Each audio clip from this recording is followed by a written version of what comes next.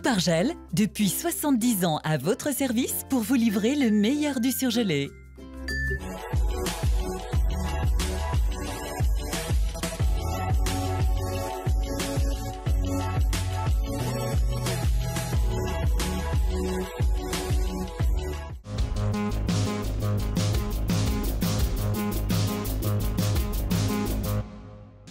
Les riverains de l'église Saint-Nizier en colère lancent une pétition. Levée de rideau sur le Beaujolais primeur 2018. Enfin, avec la disparition de Stan Lee, le maître des Marvel, visite dans une librairie spécialisée.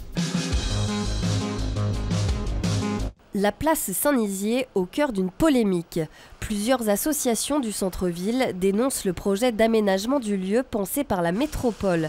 Ce dernier prévoit la création d'un carrefour à quelques mètres de l'église et de son porche Renaissance. Les camions qui vont tourner à droite vers la place d'Albon, si vous voulez, vont envoyer leur gaz d'échappement, par exemple, sur 6 mètres, à 6 mètres de distance. C'est incompréhensible.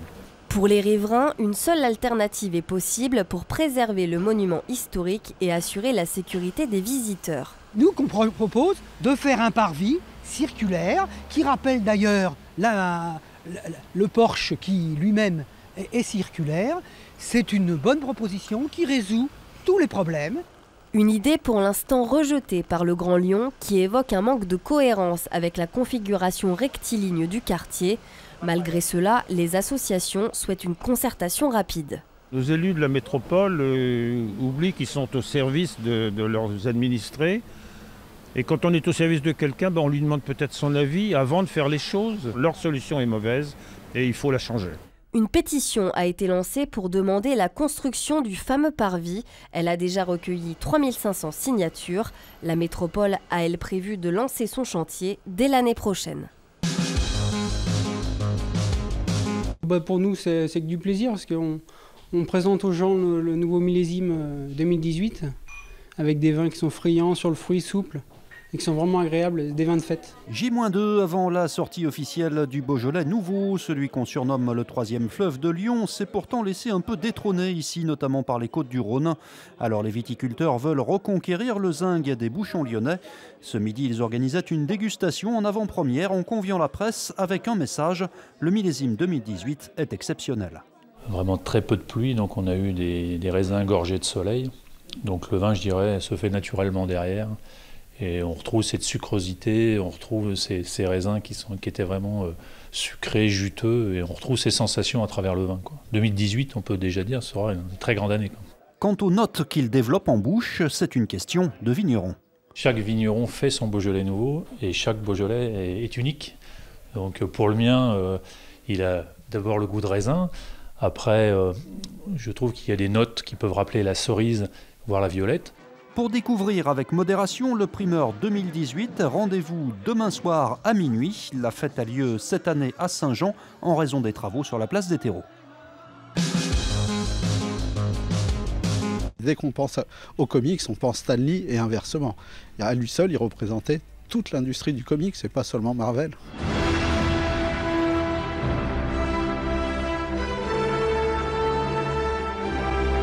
Dieu vivant pour les amateurs de comics, le scénariste Stan Lee est décédé hier à l'âge de 95 ans.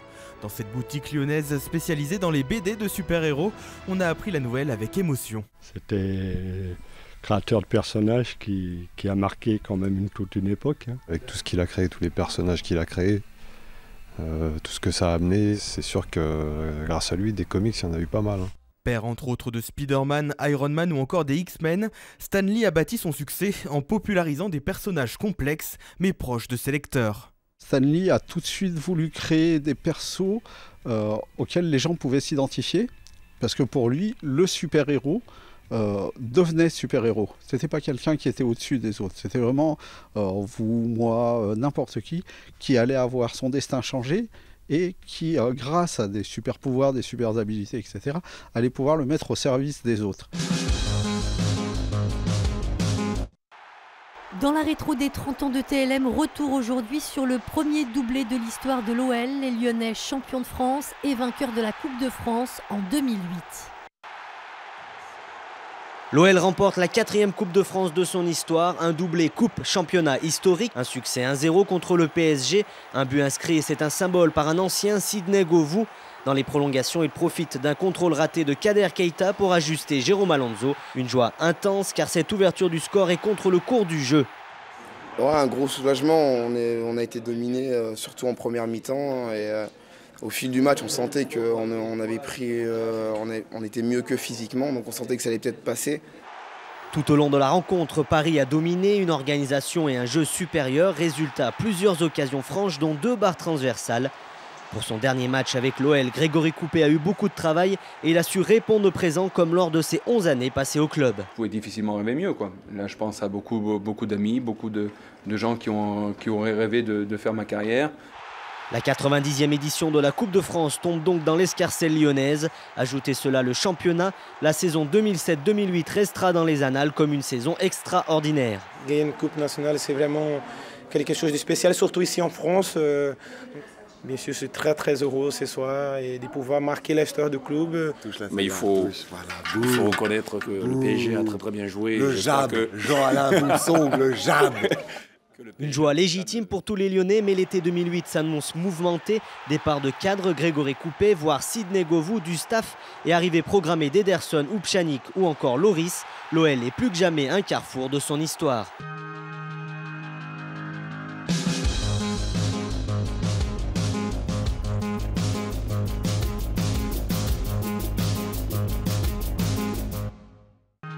L'info continue sur tlm.tv, les réseaux sociaux et le fil info. La météo